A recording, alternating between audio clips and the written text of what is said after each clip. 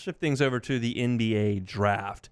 Before we get into the Pels pick, it was a tough watch last night on the draft. I had laundry and Myers bath duties last night for the beginning of the draft, and then I had to put him down. So then I got out to watch, and it was like 3 picks away from the Pelicans, and I fired up Twitter, and I was looking, and I already had the Pelicans pick when they were on like the 18th pick. Yeah, I don't like that at all. And so I was like, well, this is one, like ridiculous on the Twitter side of things.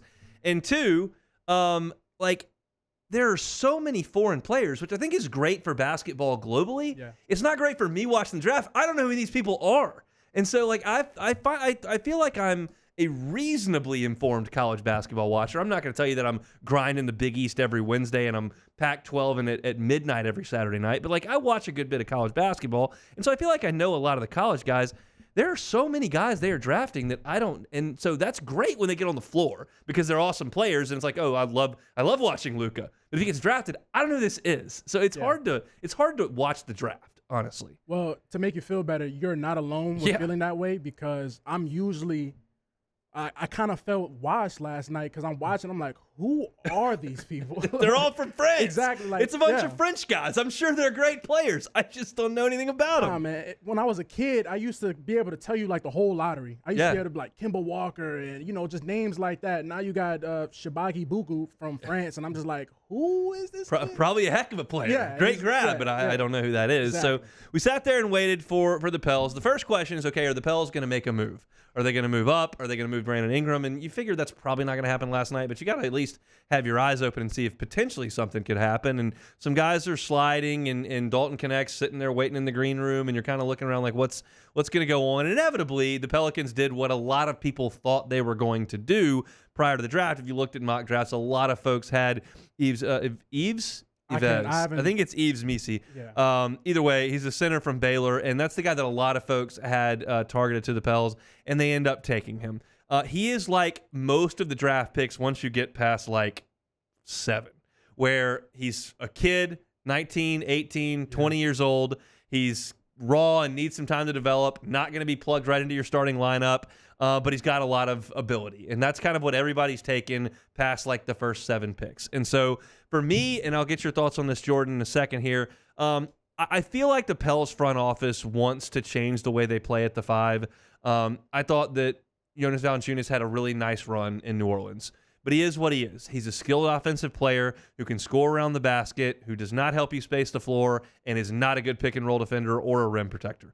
And they wanted to change that. They wanted to get more athletic there. They want to protect the rim, and they want to be able to space the floor a little bit better. And so as far as Missi goes, he's ridiculously athletic, and he's ridiculously long. He doesn't really do anything on offense except dunk and rebound.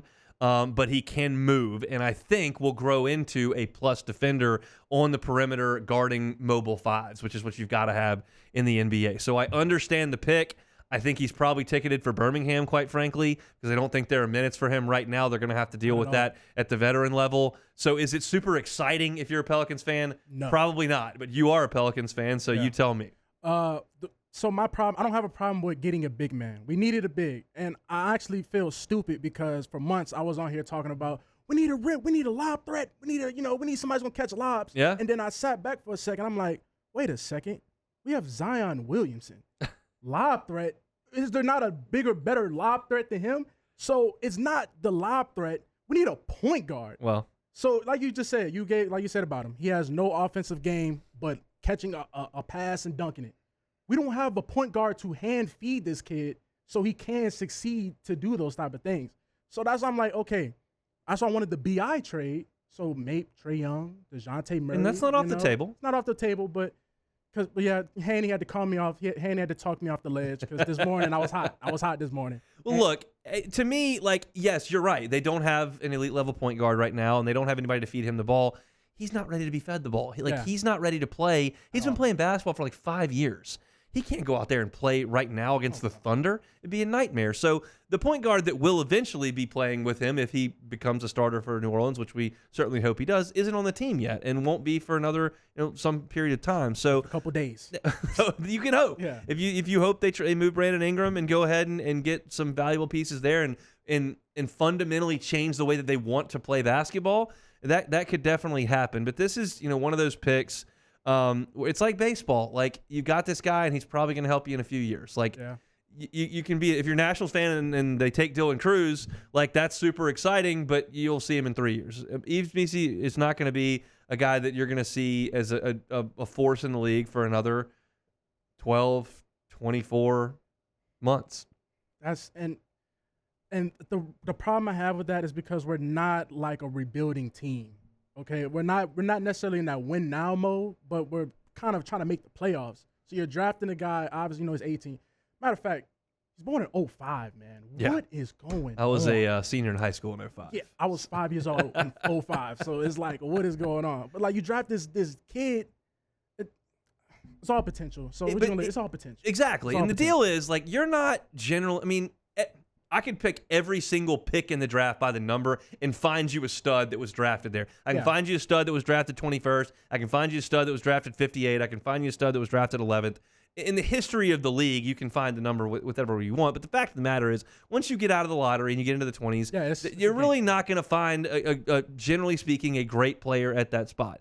You've got to go ahead and find your great players on your team if you get high lottery picks or you make trades and sign free agents. The Pels can't sign great free agents. It's not going to happen. So what they've got to do is draft potential where you can in the draft.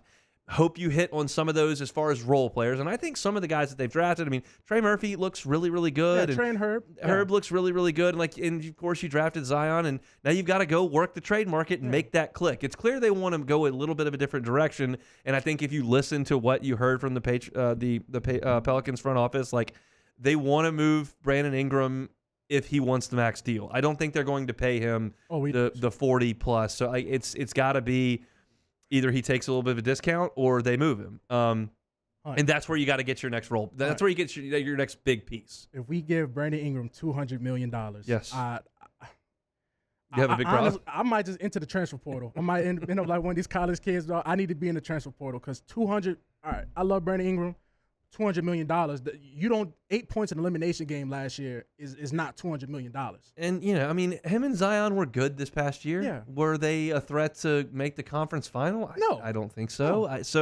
No. You've kind of seen what those guys are. They're not pups anymore. Like, they're not 21 anymore. They're in their prime.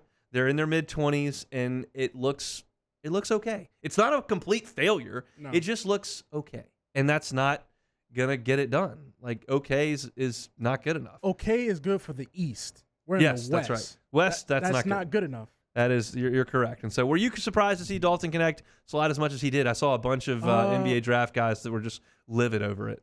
A little bit because of his age, but the team he went to was probably the best case scenario. Yeah. I'm sure he's pumped. Yeah. Oh, Lakers. JJ Redick gonna draw up a nice play for him, so I think he's gonna. Yeah. But that's one of those deals. That was such a crazy story because he goes to junior college and then he ends up,